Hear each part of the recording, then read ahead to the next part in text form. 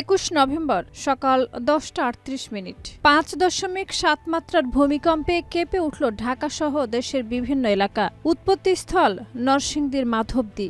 আতঙ্কিত হয়ে ছোটাছুটি করতে গিয়ে প্রাণ গেল বেশ কয়েকজনের। কি বলছেন বিশেষজ্ঞরা এ নিয়ে, আর কি বলছে ইতিহাস?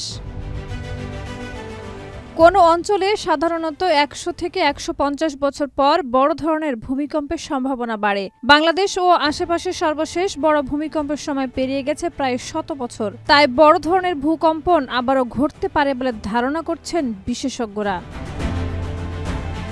বাংলাদেশের ভূমিকম্পের ইতিহাস দীর্ঘ। 1548 ও 1642 সালের প্রথম দিকের ভূমিকম্পগুলো মূলত সিলেট ও চট্টগ্রাম অঞ্চলকে কাঁপিয়ে দেয়। মাটি ফেটে দুর্গন্ধযুক্ত কাদা পানি বের হওয়া ছাড়াও স্থাপনা ক্ষতিগ্রস্ত হয়, যদিও প্রাণহানি ছিল না।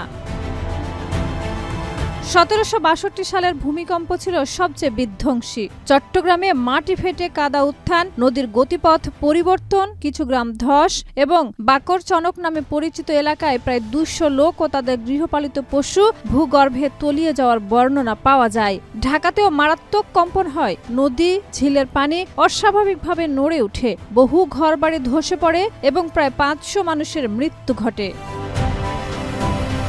1775 ও 1812 সালের ভূমিকম্প ঢাকার আশপাশ ও সিলেটে অনুভূত হলেও উল্লেখযোগ্য ক্ষয়ক্ষতি হয়নি। 1885 সালের মানিকগঞ্জের বেঙ্গল আর্থকোয়েক ছিল মাত্র 7 মাত্রার, যা ঢাকা সহ দেশের বিভিন্ন স্থাপনা ক্ষতিগ্রস্ত করে এবং ভারতের পূর্বাঞ্চল পর্যন্ত কম্পন ছড়িয়ে যায়।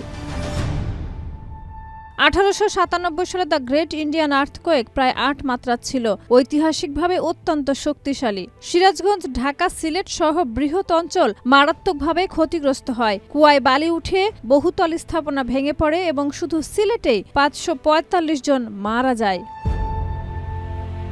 পরবর্তী সময়ে 1918 সালের শ্রীমঙ্গলের ভূমিকম্প, 1950 সালের আসামের 8.7 মাত্রার ভূমিকম্প, 1997 সালের চট্টগ্রাম ও 1999 সালের মহেশখালীর মাঝারি মাত্রার ভূমিকম্পগুলো দেশের ভূকম্পন ইতিহাসে গুরুত্বপূর্ণ ঘটনা।